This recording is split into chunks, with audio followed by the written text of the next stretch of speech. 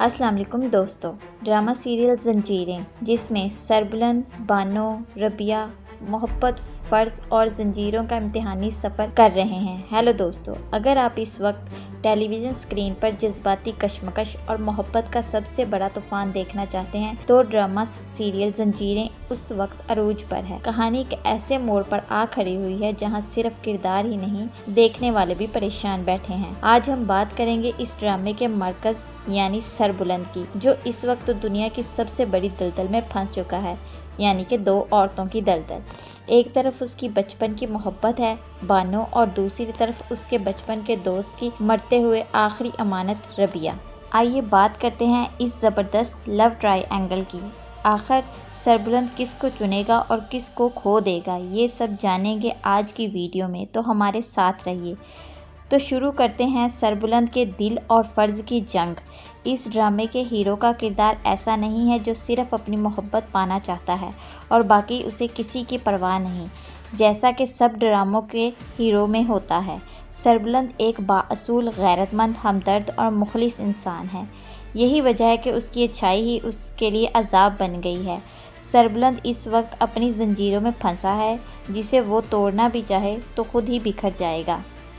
پہلی زنجیر ہے اس کی محبت بانو، جس کے ساتھ اس نے جینے مرنے کی قسمیں کھائی ہیں، جسے وہ کبھی دکھ نہیں دے سکتا۔ دوسری زنجیر ہے ربیہ، جسے اس کا دوست مرتے وقت اس کے سپرد کر گیا ہے۔ اگر سربلند بانو کا کہا مان کر ربیہ کو چھوڑ دیتا ہے تو وہ اپنے ضمیر کے ہاتھوں مارا جائے گا، اور اگر ربیہ کا ساتھ دیتا ہے تو بانو اس سے بدظن ہو کر دور چلی جائے گی۔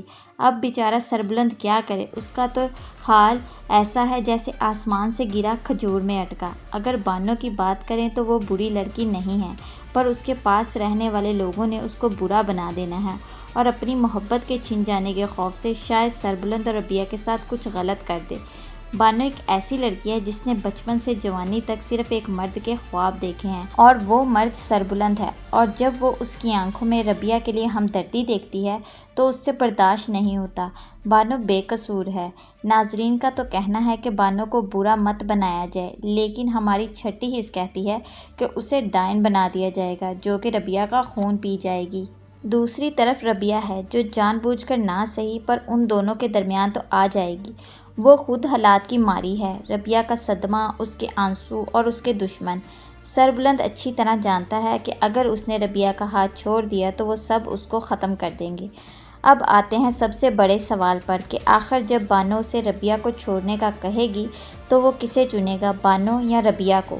اس ڈرامے کو تو دیکھ کر لگتا ہے کہ اس کا کوئی روایتی ہیپی اینڈ نہیں ہوگا۔ اگر ہم سربلند کے کردار کو دیکھیں تو ہم اس نتیجے پر پہنچتے ہیں کہ وہ اپنے دل کو مار کر اور اس پر پتھر رکھ کر اور اس کا گلا دبا کر بانو کی آنکھوں میں آنسو چھوڑ کر ربیہ سے نکاح کر لے گا تاکہ اپنے دوستی کا حق ادا کر سکے۔ وہ ربیہ کو تحفظ تو دے گا، کیا وہ اس سے بانو جیسی محبت کر پائے گا؟ مجھے تو لگتا ہے کہ کر لے گا، آخر ربیہ زیادہ خوبصورت ہے۔ سربلند بانو کا دل توڑ کر اور اس کے سارے خدشات کو یقین میں بدل دے گا اور ربیہ سے شادی کرے گا۔ کیا وہ ہوگا جو ہم نے پیشن گوئی کی ہے، جو سب لوگ سوچ رہے ہیں، یا پھر ڈائریکٹر اس ڈرامے کا کسی اور رخ طرف موڑ دے گا؟